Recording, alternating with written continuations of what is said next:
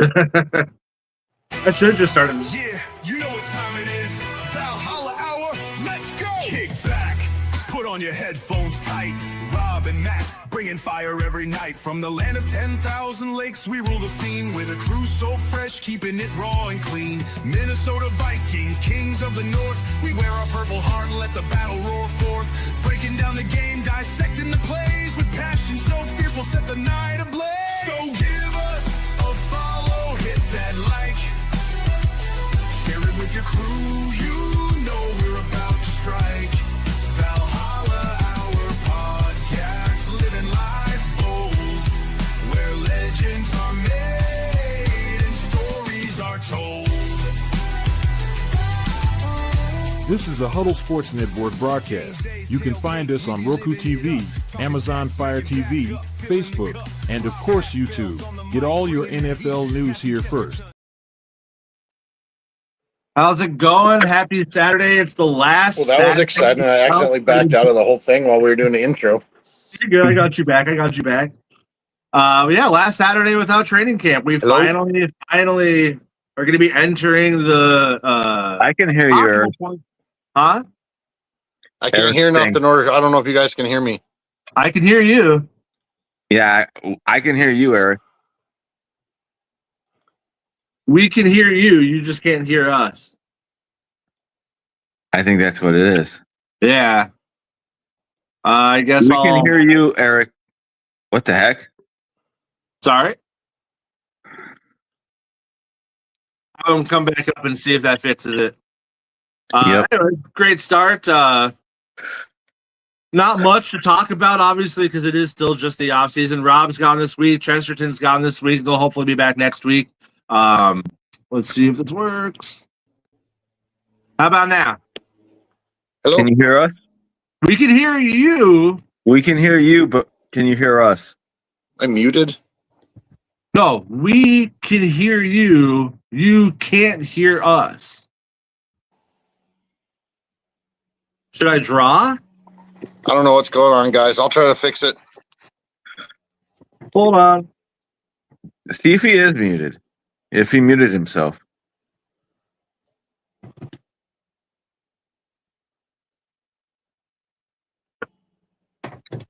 Okay, I don't know if this is working. Anyways, not really a lot to talk about. Still just the kind of the QB battle drama. Justin Jefferson's his comments about being salty, he was considered the number 2 receiver. Whatever at this point, like he didn't do that good last season, but at the same time, I got to look at the QB play and look at what the Seattle receiver did. I don't know what's going on, guys. Can you hear us now? Can you hear us now? Can you hear me? Yes. I can't hear y'all. No. We can hear you. That's weird. I don't understand. How can we hear him and he can't hear us? I don't know. Turn up your volume. Weird. 1 second. No, every time I go to the comments, hit something on the comment thing to him saying we can hear you. Come on. You got it? I can hear you, yeah. Okay. There we go. I don't know what the hell happened. We're just talking about Jefferson's bitterness towards being considered the number 2 receiver and how he needs to just kind of chill. That's what we were talking about. Justin Jefferson. Oh. His comments about like, oh, I'm the number 2, like I should be number 1. It's like number 2 is not bad, man. No, and at least your top 5. My top 5 active? Yeah. God, I don't know. It's so objective. Or subjective.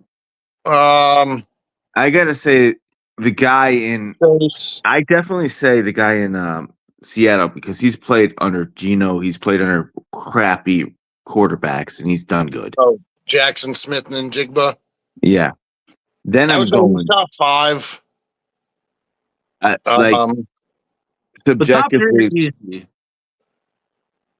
Like you can do it in any order you want. Like it's Jefferson, him, and then Chase, Puka, and that fifth guy's gonna be hard. I just think what really hurts Jefferson was the bad quarterback play last year. I mean, he did what he could. He just doesn't score touchdowns, and I think that gets held against him a lot. Yeah, I agree.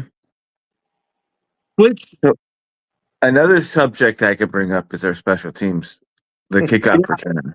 I want to touch on his touchdowns real quick before we switch to special teams. That what's confusing is you're right. He doesn't get the touchdowns, but we also don't get rushing touchdowns. But we always have quarterbacks outside of last year with large touchdown volume production. So what the fuck? Like, I get we have like the KJ Osborne's, the Nailers getting like 5 or 6 touchdowns a season, but like Addison gets what, like 7 or 8.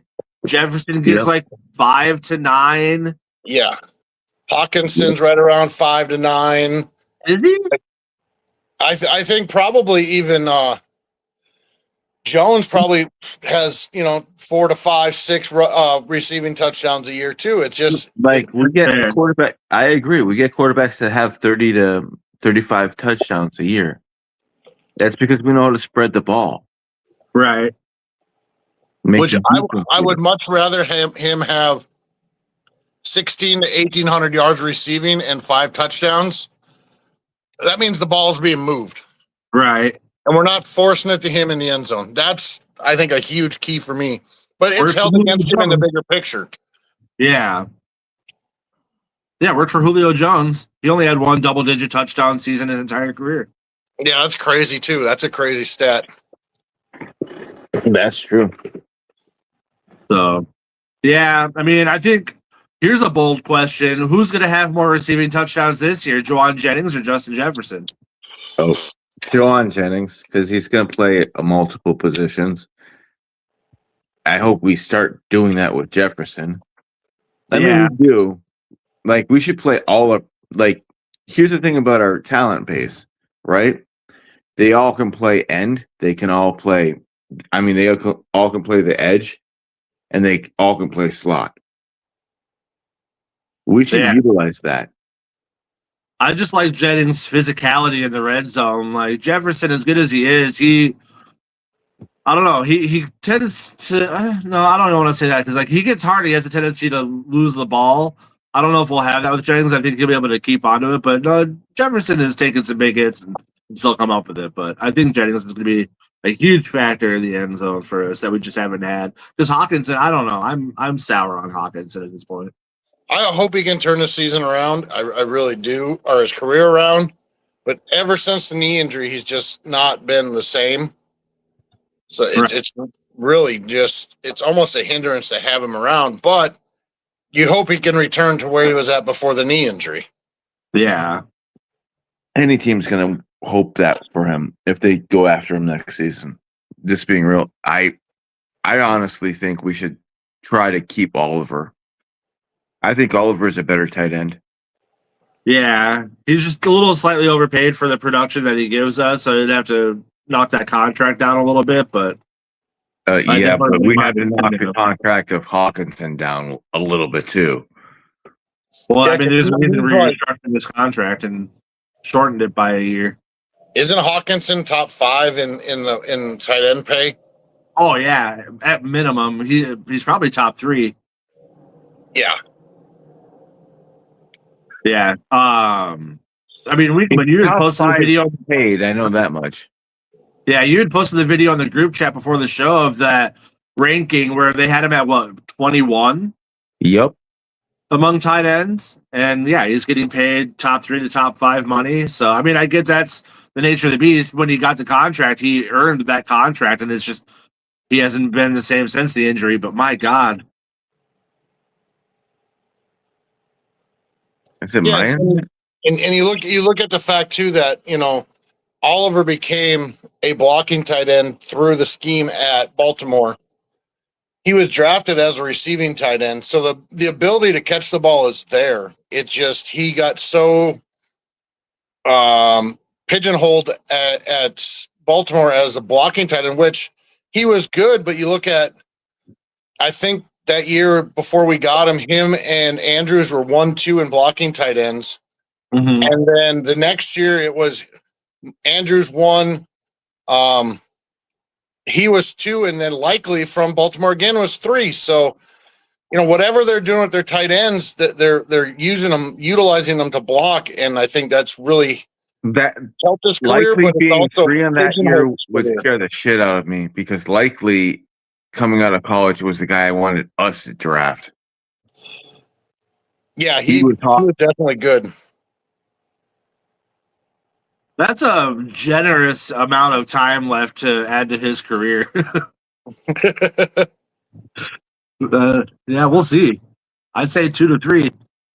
If he can, if he bounces back next year and has a full offseason healthy with a comfortable push off his knee and he can bounce back, then maybe. But if he keeps playing like he has the last 2 years, teams are going to give up on him in 2 or 3 years.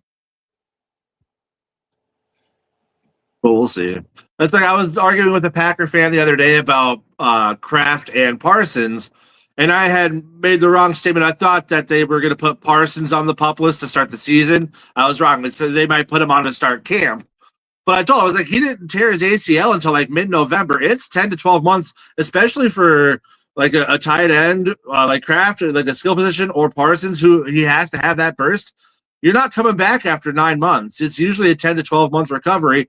And then months after that to truly feel comfortable. Like, he's going to be ready week 1. It's like, okay, good luck. Okay. Even Parsons himself said he won't be back till like mid-October. Yeah, because you look at even Darisaw, it was he came back way too soon on that knee. And you could tell throughout the whole season he was never fully recovered, and he pushed it too soon. Yeah. I agree. Like here's the thing, like especially with the Parsons position, you need burst, and your legs give you burst.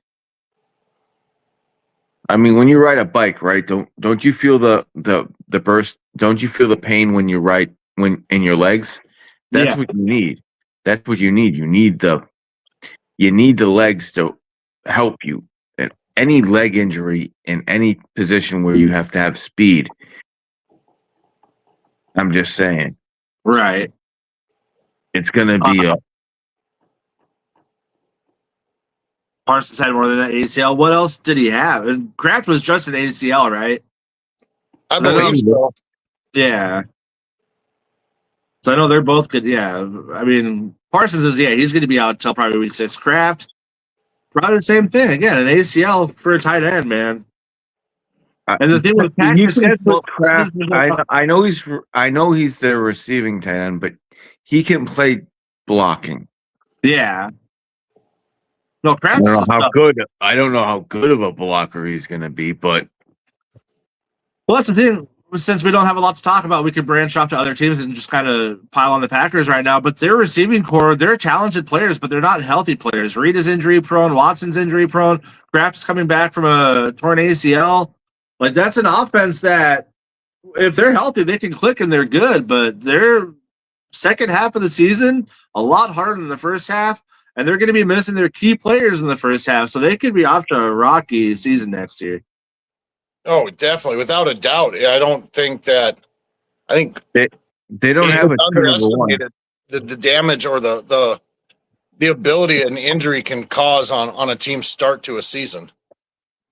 Yeah, they truly don't have a number 1 receiver still. And Watson, even if they want to talk Golden, right, and they want to talk Watson. To me, Watson could be good, but he was the 2nd round pick. There was a reason why. 2nd or 3rd, I forget what round he took. Who was taken in? We're not saying you're not a good receiver core. We're saying they're unreliable because they're injured often receiving core. Like, if they could all play a full 17, I'm a big Reed fan. I'm a big Kraft fan.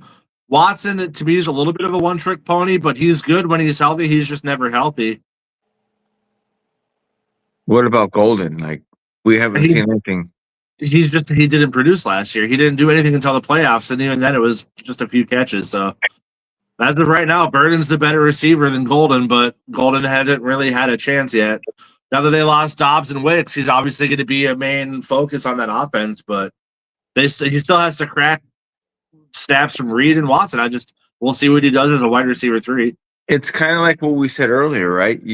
We sat. Was that on the show or was that early? Was that before the show? Where we talked about how we spread the ball. That was just a few minutes ago. Yeah. Yeah. Like, that's what they need to do there. They need to spread the ball. I think if they spread the ball, hit the open receiver, hey, they can have a team. But they need a reliable receiving core. Well, that's what they've had. That's what they've been preaching for the last 4 years. Is like, oh, we'd rather have 5 number 2s than a number 1.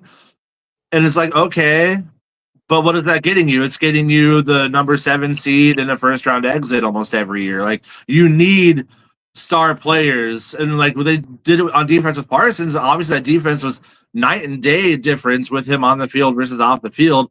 But they need a receiver that can take over games. They just don't have that yet. And honestly, I don't think they have a defense anymore after Gary left. He wasn't the make or break on that defense, but not having Parsons till mid-October, again, they're going to start uphill. But still, even if that, like, if you watch their team, like, Parsons' double team gave Gary entrance to sack. Yeah. And made Gary better than he was. Before Parsons was there, Gary was considered a bust to them. Yeah. But all of a sudden, he picks it up when Parsons there.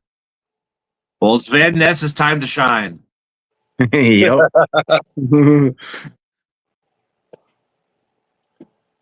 Yeah, I don't know nearly enough about the Packers line to have an opinion on that, but I hear people hyping up the left tackle, but that's really about it. Like, they don't have O-line to protect Love, to be real. Well, good thing he has the magical 15-yard drop back. Yeah. But no, yeah, O-line. Chicago is a young team in this division, and experience can they do it. Like, I honestly think the team I fear in this division is Chicago. Yeah, I mean they've done the right way to rebuild, and they brought in a good coach. I just still not sold on Williams at the quarterback position. Right. I think around him they put in a great core on offense, and their defense has always been good. I mean, even when they have bad teams, they have good defense. So they always play us tough too. That's another thing that scares me. But a good thing they're going to Hammond. Yeah. It's just kind of same thing with Detroit. Like, I get every season's different, but the Vikings last year had abysmal quarterback play, and we've said it ad nauseum on this show that we were one special teams tackle away from sweeping Chicago with Brosmer and McCarthy, and we swept Detroit. So it's like, I'm not saying we're going to be this like world beater playoff Super Bowl caliber team, but there's honestly not a team in the division that, quote, scares me this year specifically. Like you just said, Eric, Chicago has a ton of talent. That roster is loaded, and I'm a big Ben Johnson guy. I was pissed they got him, but they still didn't scare me last year. Most of their games were super close wins, and again, we were almost swept them. So individually, like team to team, they're not much better than us. Detroit, same thing I just said. Like Goff doesn't scare me. Their defense is in shambles. I mean, Gibbs, we shut him down last year. I don't know how. Hopefully, we can keep doing that this year. And Green Bay, like we just said, no Parsons the first 6 games, probably no Kraft the first 6 games. We play them week 1. They're going to be out there 2 best players outside of Jordan Love, I suppose McKinney and Jacobs, but like 2 of their more impactful players are going to be gone. So I don't know. I just like Go Pack Go just said it. If we have a decent quarterback play, we should be the ones scaring these teams, not the other way around. I have another question. This is going to go for Detroit fans. I'm picking on Detroit now. The loss of Montgomery. How well are you? How well is your run game going to be? I mean, who they pick up at backup running back? I don't know how to say his name. Busquetsco? Amir Abdullah. Yeah, no, Isaiah Busquetsco from KC. Oh, he wasn't terrible.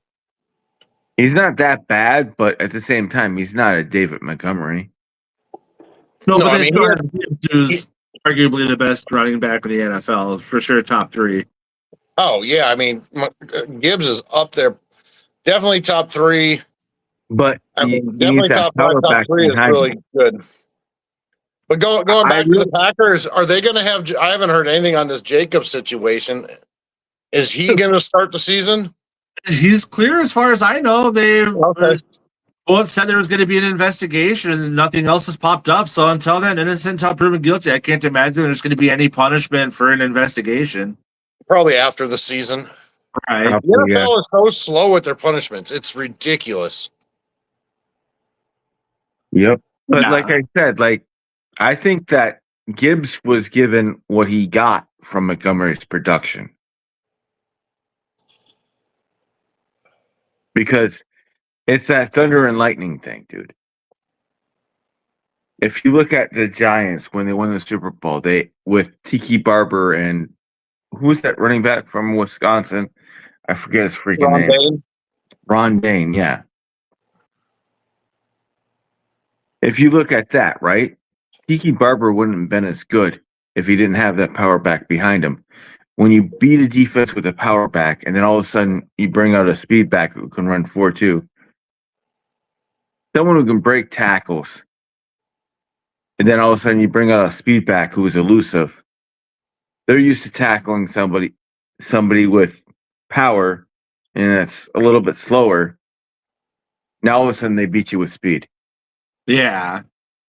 Well, Think that's what we're about it. hoping to have this year with Timu Gibbs with Claiborne, is having a Timu Sonic and Knuckles with Mason and Claiborne, but we'll see. Hell, I just saw a thing. I want to say it was. I don't agree with a lot of what he says. Ty Fornes said that Claiborne won't make the team because of special teams and pass blocking. I'm like, you're ridiculous. I don't know. No. I hear reports about Claiborne actually being the second returner to freaking what's his face? Price. Miles. Yeah, Price. And him doing good and the coaches loving him on his kickoff returns. Well, and again, we just kind of need a speedster at running back. Unless they were planning on keeping Xavier Scott, I just don't see us sticking only with Jones, Mason, and Scott. I would feel like Claiborne would probably beat out Scott. I think Claiborne would, because Scott was a receiver coming out and he was undrafted. And I mean, I like Scott, don't get me wrong, but Claiborne has the return thing, the kickoff return thing. And that's what would make me sell over Claiborne over Scott. But sorry, go ahead. I was going to say, if Claiborne's winning the coaches over that much with his kick return game, where does that leave Price as far as depth on the receiving core? I mean, do you have both of them back returning and keep them both just as running back 3 and wide receiver 5 or wide receiver 4 and just keep them 2 around just because they can return kicks? I mean, we've kept 6 receivers for the last 2 seasons. Right. And but having a 1-2 punch like Claiborne and Price, who are you going to kick it to? Right. But also, how many times does a team kick off a game? Right. But we've also always kind of done that. We've had different returners for punt returns versus kickoff returns too. Right, exactly. And Price will be there because of punt return.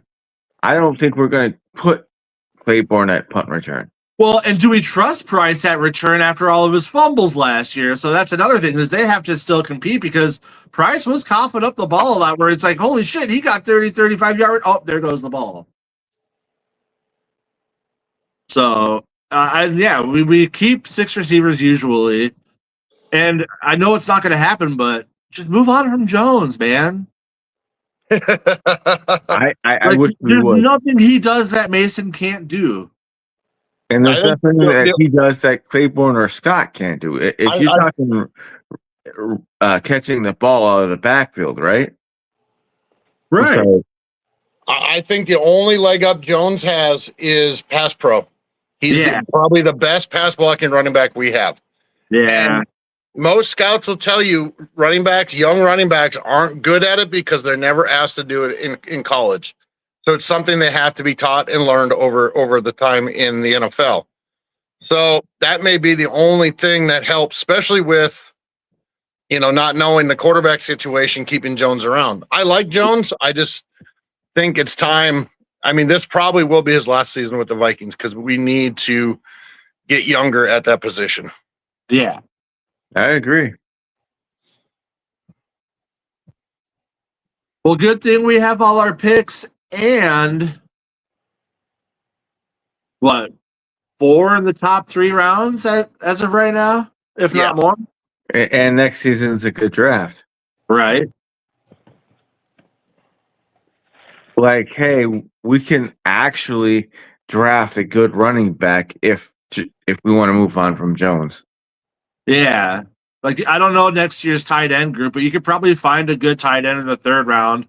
So it's like, draft a quarterback round 1 if need be, running back round 2 if need be, tight end round 3. Our defense is already full of really young potential talent, so you could sink your first 3 picks into the offense, and I don't think a lot of people would be very upset. I think most people would be ecstatic with first 3 picks on offense. Well, hell yeah, I would be ecstatic if we took offense in the first 3 rounds because we've taken defense how many times in the last couple of years? And look at our defense. We have a good defensive coordinator. Right. We have a great young talent that he can develop and that plays with his scheme. Well, I had said that going into this year's draft of saying, like, we need to sink most of our picks into offense. And people are like, yeah, but we're so thin at this spot on defense, this spot on defense. Like, but Flores, as much as I love KOC, Flores can make good players great. We need great players on offense for this offense to work, and we're pretty thin at great players. Like, we have Jefferson, we have Darisaw when he's healthy. End of list, really. I mean, O'Neal, I guess you can kind of say, but truly great players on offense we don't have. And so we need at one point with O'Neal. You guys always know I have a favoritism for O'Neal. I really wish we would have done the Ben Johnson thing with O'Neal because I don't think you guys realize O'Neal was a tight end. Yeah, he caught a couple touchdowns in college. Like if we were to do that with O'Neal, what Ben Johnson did with Tyler Decker. I think if we would have done that with O'Neal 4 years ago, maybe. Right. Yeah, I know. Like I said before, that scheme even came out. Guess what? We would have been killers. Do it with Thieneman, fucking 7'5", 400 pounds. Good luck tackling that guy. Go Pet go. I don't know. This is still just the hope in me, but I don't think we trade McCarthy. I think they truly just want him to have a full, healthy year to practice and develop, and then see if he can figure it out like Jordan Love did after 3 years. Because Jordan Love wasn't great his first 3 years. We all remember his first start versus Kansas City. Granted, that was 1 start versus what McCarthy has 10 now, but he's never had a string to put together. So the hope is either he pans out after this year and he's the future, or McCarthy pulls a Sam Darnold, ends up having a great year, and the Vikings extend him. But we don't have to draft a QB next year. There's still 2 on roster that could surprise us and be like, oh, shit. Wait, Carson Wentz one of those? In my Max Grossman? That was sarcasm. I like Wentz, man. I do. I like Wentz too. Like, don't get me wrong. I like Wentz, but he's old. Yeah, I mean, basically having Wentz around is having like another quarterback coach. Like a Sean Mannion. I just the McCarthy thing. I'm over it. I'm past it. I'm beyond it. If he does well, hell yeah. If he goes away, I don't know. I wasn't big. I wasn't big on him coming out in the draft, and the first words out of my mouth when they announced the draft pick was "oh fuck," and I just didn't see. And I hope for the best. And I've said on here before, I continually hope for the best with him, but I just cannot see it happening. Yeah, it would just be finally moving on from the last big blemish of the Kwesi era. Yeah, like being real with you, I don't know why we traded up for him. For who? For McCarthy. One spot. Yeah, it made no sense. I don't understand why we did that. Like, it was what's his Denver, if Denver trades up for him, okay, you have him. I'll take Bo Nix. So, do you believe Sean Payton when he said that he tricked the Vikings into jumping up a spot? Oh yeah, 100%, 100%. I would have called this bluff. Yeah, let him trade up for if he would have traded up and still taken Nix, what would it have hurt? You know, if he trades up and takes McCarthy, oh well, we're stuck with Bo Nix, who's been to the playoffs twice. Right. I mean, different system, different coaches. They may have switched spots, and McCarthy may be a 2-time playoff quarterback if he was with the Broncos. But who knows? I mean, it's all what ifs at this point. But I've heard good things about him coming into camp this year. He's been layering the ball really well. I hope he does well. Fingers crossed, and I just hope he learns to throw different passes in the fastball. Well, that's what I was saying. I've heard that he's learned to layer the ball this year a lot better. He's coming in with a lot more understanding of not fucking Dan Marino, John Elway the ball every throw. The thing with me, though, is like, even if we see video in training camp of him, quote, layering the ball, I'm still not going to believe it. Because last year, he looked phenomenal in joint practices. And the Patriots defense, they were in the fucking Super Bowl. The Patriots defense was saying, like, hey, man, like, this guy looks really good. It was like he was kind of carving us up today. And it's like, we got it. Let's go. His connection with Addison looked magical, like they were just inseparable. And then there was just zero of that in the regular season. So it's hard to see, even in joint practices, of these players looking good and being like, oh, it's going to translate, when last year it just straight up didn't translate. Well, last season, I'm going to sit here and say this. I think the Addison suspension last season kind of cost them chemistry because he couldn't play with the team, right? Yeah. So at that point, you need to go chemistry with someone else. And he should have. Whether it be Hawkinson or whoever it may be, he should have been able to build chemistry with somebody besides Addison at that point. And Naylor was our most consistent receiver last year at times. Right. The KOC on the hot seat, just by the nature of how long he's been on the team, yeah. Should he be? No. I actually want to sit here and disagree. I think that if we trade, let's say we trade McCarthy, right? And McCarthy becomes great on another team, is he on the hot seat? Well, yeah, of course. But at this point, you're moving on from a what seems like a toxic relationship between him and Kwesi, and it's basically under the table been said he didn't want McCarthy at that pick. Yeah. And so now with a new GM, does that kind of extend him or give him a little bit longer leash to try to figure things out? I don't know, but it seems like they were in cohesion and we're on the same page throughout the first couple of years, but it just didn't. It seems like more and more you hear they didn't get along behind the scenes as well as everybody thought. Yeah. So I kind of think that, hey, I got the feeling too. I'm with you guys. They didn't get along as well as they put on. It was an act.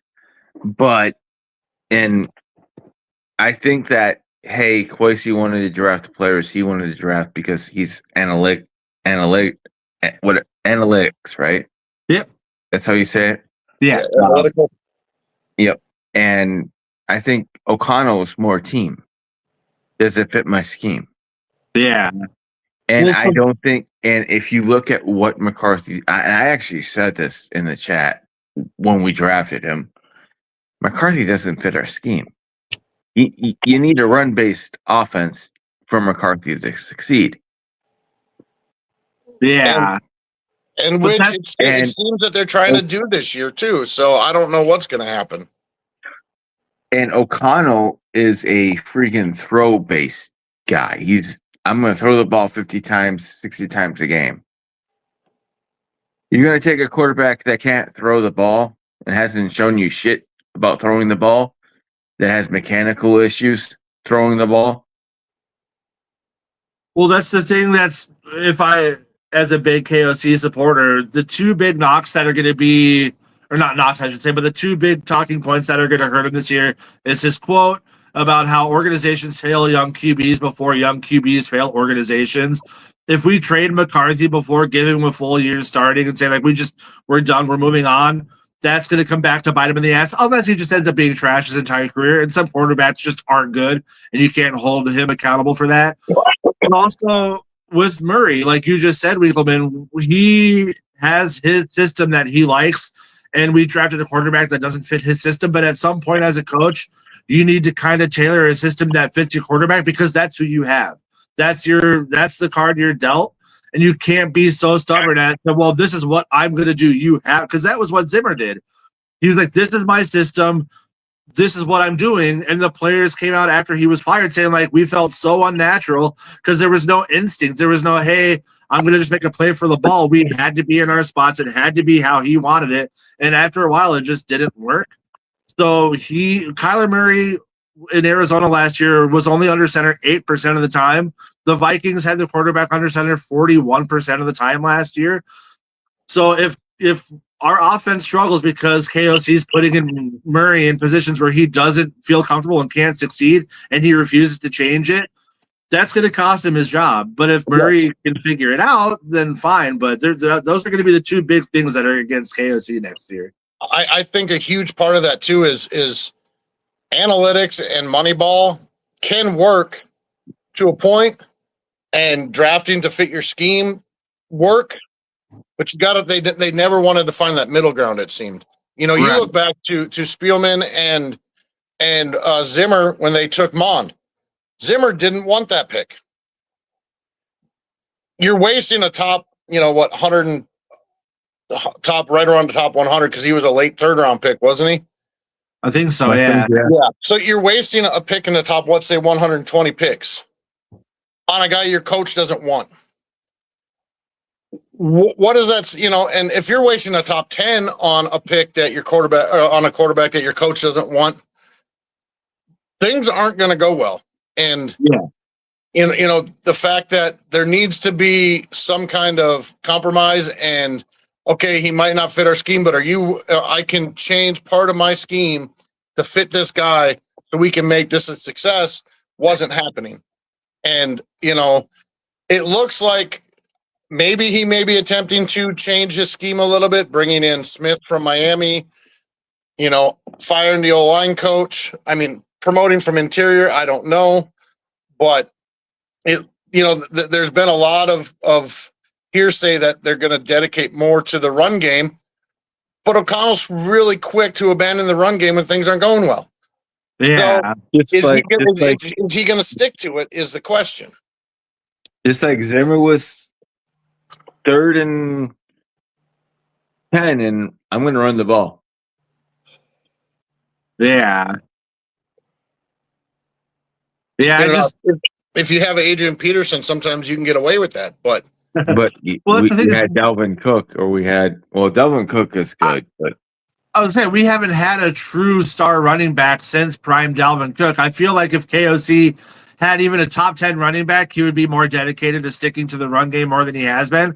I think he's just been, for his 4 years here, of like, oh, our guys can only average 3.6 yards per carry, whereas I have Kirk Cousins and Sam Darnold at quarterback. Why would I get 3 yards per carry when I can get 8 yards per pass completion? So we need someone that could bust off some fucking 30, 40-yard runs, and hopefully we have that with Claiborne, so we'll see.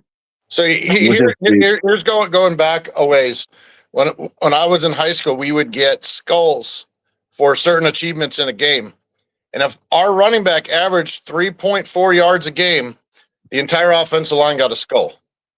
You figure if you run the ball on first, second, third down, averaging 3.4 yards a game, that's a first down every 3 plays. If your guys are averaging 3 to 4 yards a carry, stick with it. It's bound to break a big one eventually. Yeah. Because if you're getting 3.5, now you're 3rd and 3. 3.5 on average, you're going to get it. But it also seems too when he gets to that 3rd and short, he tries to get cutesy. Tries weird plays that just be like, dude, come on. Yeah. We all knew that wasn't going to work from the minute you snapped the fucking ball. So, just go with what was working. And I don't know. I like O'Connell. I just think sometimes he tries to be too fancy because he's this offensive genius. Yeah. It doesn't work every time. Majority of the time, it doesn't work. Definitely my biggest knock on him is he always has to have those fucking cutesy plays in important spots. It's not like the game's a blowout and he wants to try it and see if it works. It's like, no, it's a 3-point game. It's 4th and 2. Oh, hey, let's run a tush push with fucking, who was it? That super undersized guy who just goes sideways. Blake Powell? Yes. Or, that little freaking running wide receiver we got from the Rams. Yeah. I have a question. Whatever happened to the freaking no huddle offense, quick tempo? Like, hey, let's change things up. Let's do a quick tempo run play on like 3rd and 2. See what happens. We didn't run a lot of. Sorry, go ahead. No, go ahead. I don't recall running a lot of quick tempo run game last year, but towards the end of the season with McCarthy, we did do quick tempo pass offense, and that was when he was playing at his best, was when he couldn't sit there and think. It was go and get the next play out, but we definitely didn't do it enough, and that was frustrating. I think we really need to play quick tempo. I think you throw it in end of the first quarter, beginning of the second quarter, end of that third quarter, throw in some quick tempo, catch them off guard, get them back on their heels, and then once you get them going, they don't know what's going to come. Next time you come out, you go slow, and then all of a sudden you switch into that fast tempo. It just seems like when he does it, it's very predictable, and no knock on McCarthy. He had great when we won those last 5 games. He was playing well, but we weren't playing great teams either at the time. Right. Dallas was giving up 30 points a game when we played them. Yep. Yeah. Shambles. Yeah. So it's a great confidence booster for the whole team, especially, and individual players on the team going into this next season saying, hey, we played well, but we also can't look at the past. We need to go forward. And hopefully they just keep that internal of, we had good rhythm. We had good what was going on at the end. Let's continue it, but let's also strive forward because we can't dwell on 5 wins to end last season. Yeah. My thing with quick tempo, right, is if you play it, let's say you play completely straight through a series and do through 3 series, right? You're going to tire that defense out. Yeah. And then the downside of that is you are going to tire out your offensive line as well. But if you're smart, you have good rotation. If you have good depth, you can substitute in guys real quick. We have good depth at that position because how many offensive linemen have we actually taken in the last how many years? Oh yeah, we did just draft Donovan Jackson. Darrisaw was 5 years ago. We spent big money on. We have Brandel. We have people who can play multiple positions. Yeah, like I'm saying, we have Rouse. We just took one and we signed one. Like we have the depth at offensive tackle and offensive guard to play a quick tempo offense where we tire them out.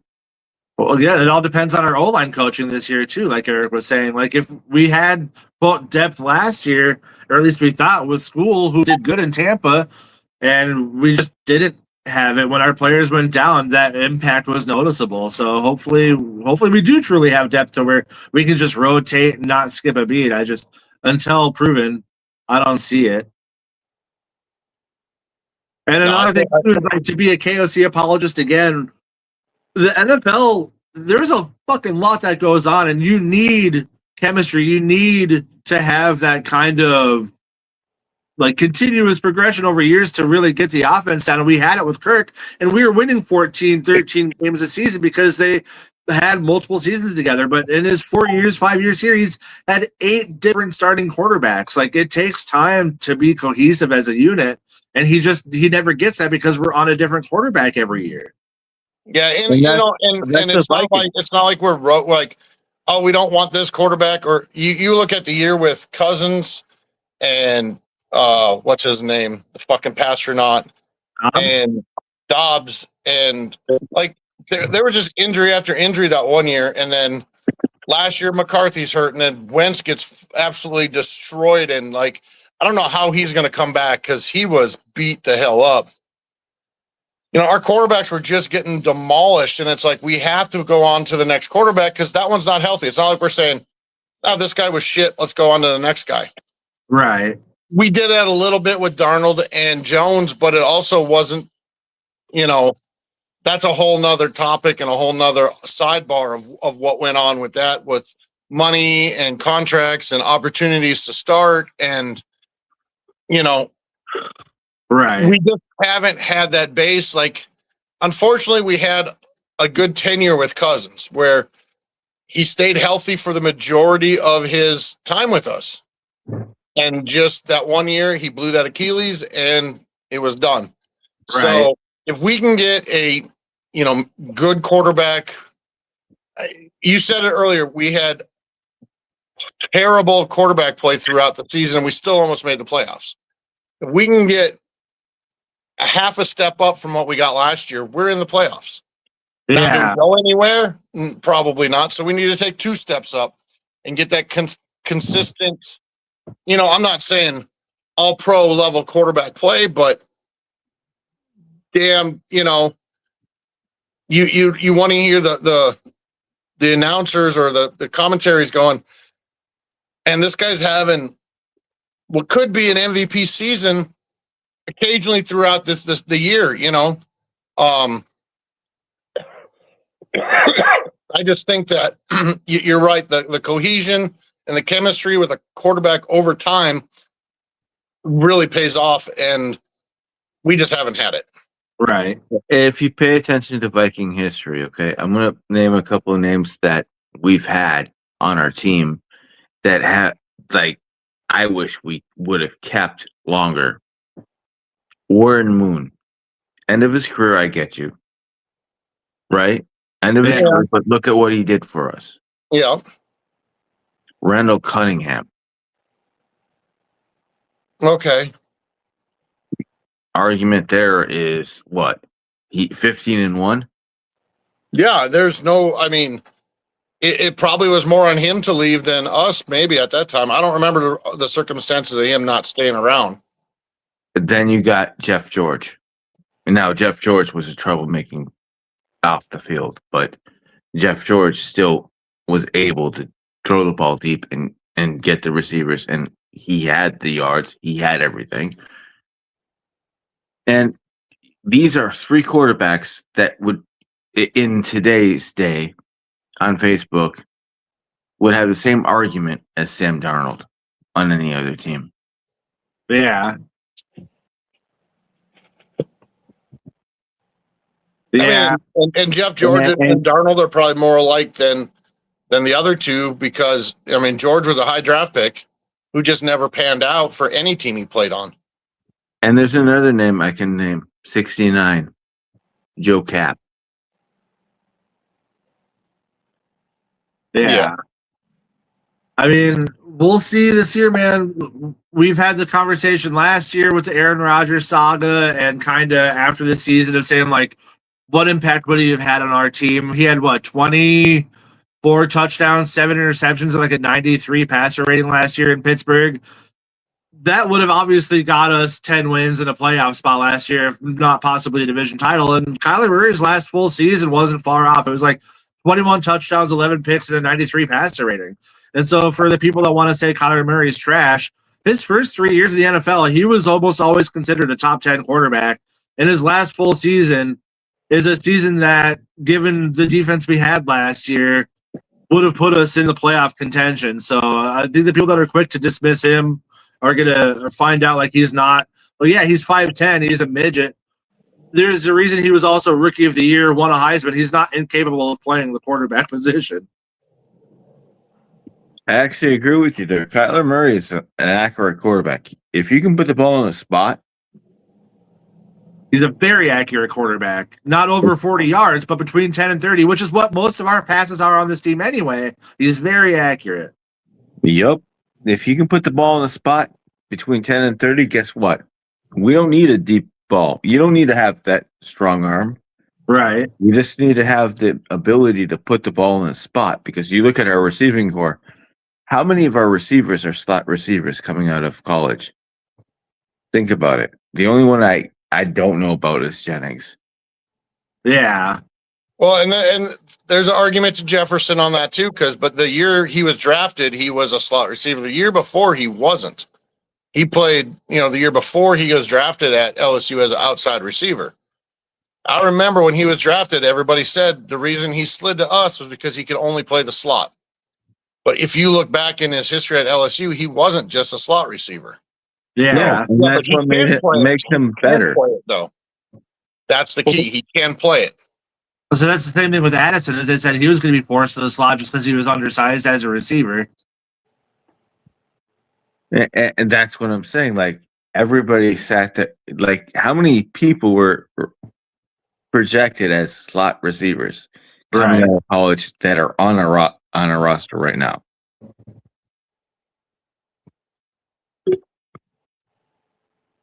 We have a number 1 in Jefferson. We have a number 2 in Addison. And the argument could be made is Addison could be a 1 on most teams. Right. And Jennings could be a number 2 on most teams. So, hey, broski, you know what he doesn't do? Paint his nails. And isn't Naylor still on our team? No, he went to the Raiders. Yeah, he's on the Vegas. Yeah, Oakland. Jesus. Damn. Yeah, he signed a big contract with the Raiders in free agency. Yeah. Well, that's why we got Jennings.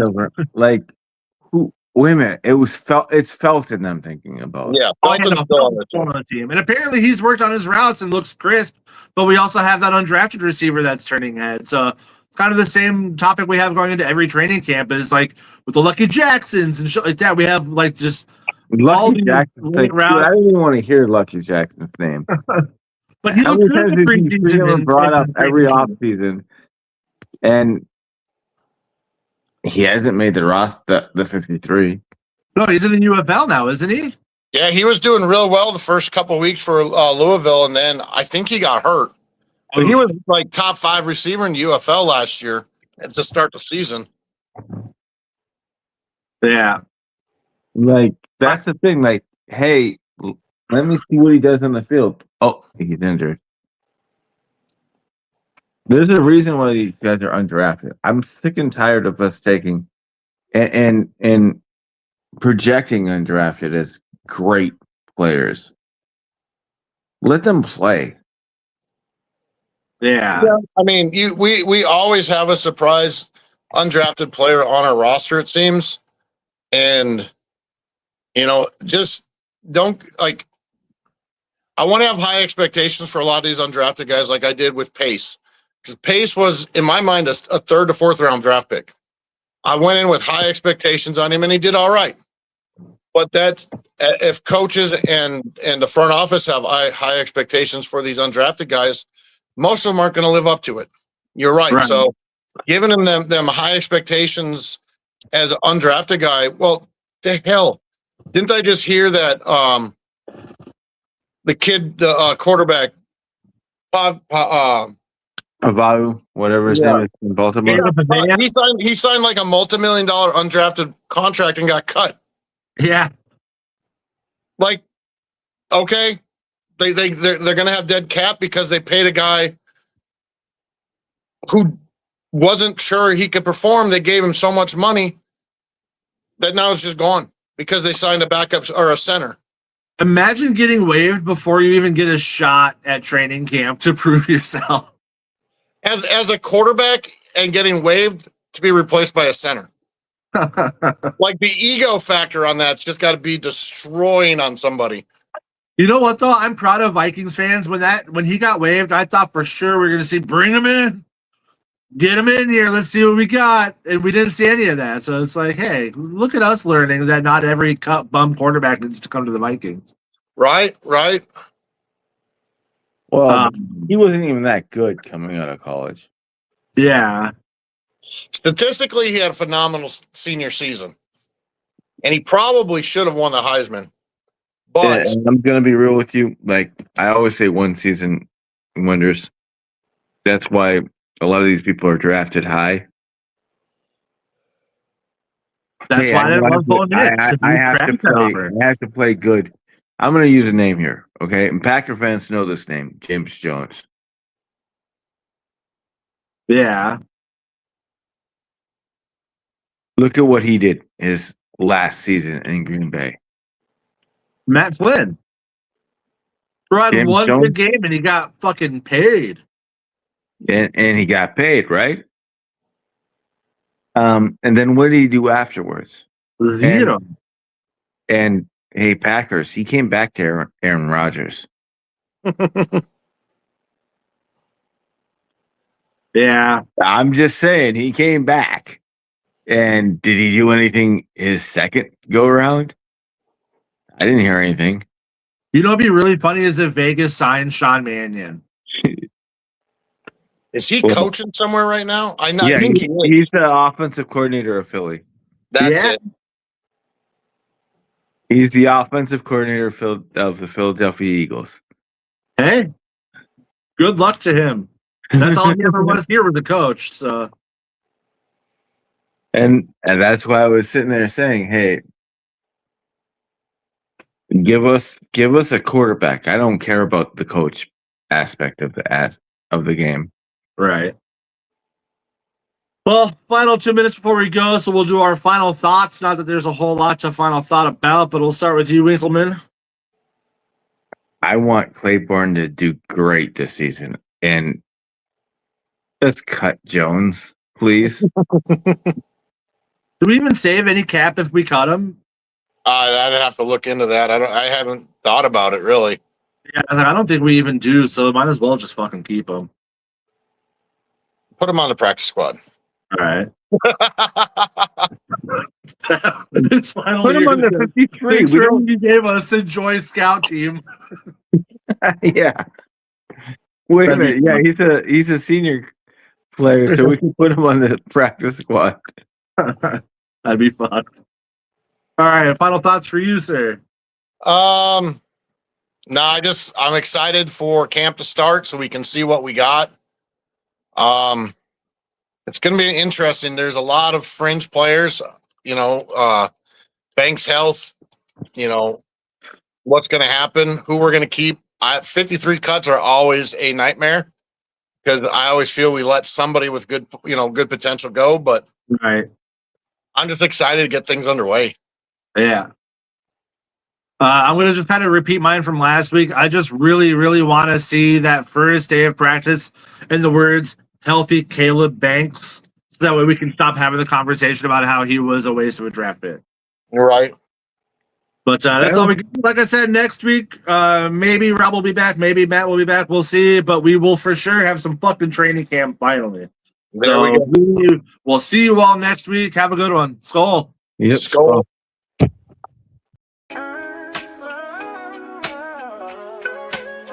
Yeah, yo, it's game time, ain't no messing around. Huddle Sports Network, the best in town. From NFL rumors to the latest trends, we got all your sports, just tune in, my friends. Catch us on Roku, Fire Stick, take your pick. Facebook, YouTube, where the action's slick. Daily shows that drop like a bomb. From 10 to 11, it's Ken and Ken, stay calm. Huddle up, catch the vibe, feel the rush. Get your news, get your fills in the clutch. Over 27 podcasts, we breaking it down. Join the team, Huddle Sports, wear the crown. Live every weekday, it's how we roll. Lions Talk with Jeremy B, we taking a stroll. From 11 to 12, don't miss a beat. We break down the game, make the info sweet. The Daily Huddle Podcast, noon to 1. CST Zone, we're just having fun. Toss your doubts, we bring the facts. Tune into the Huddle.